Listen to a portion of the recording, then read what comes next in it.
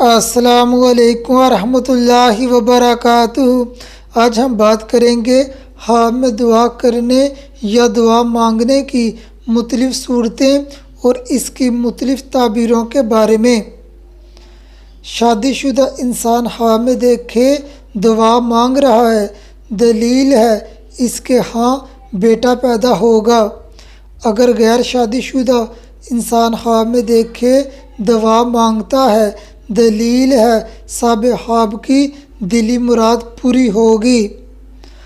حاب کے اندر خود کو دعا میں معافی مانگتے دیکھنا دلیل ہے صاحب حاب کا خاتمہ اور کام خیر سے ہوگا اور مراد پوری ہوگی۔ حاب میں سجدے میں دعا مانگنا اللہ پاک کا مقبول بندہ بننے، امین ہونے، دیانتدار ہونے کی علامت ہے۔ حاب میں رو رو کر دعا مانگنا خوشی ملنے، خیر و برکت حاصل ہونے کی علامت ہے۔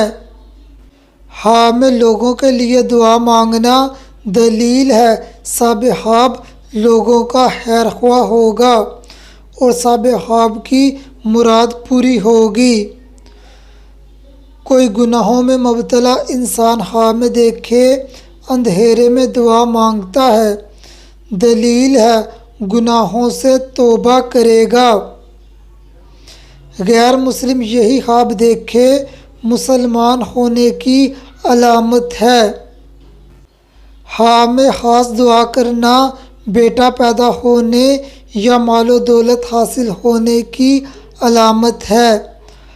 حاب میں رو رو کر گر گرا کر عاجزی کے ساتھ دعا کرنا گناہوں سے توبہ کرنے، نماز کا پابند ہونے اور دولت پانے کی علامت ہے۔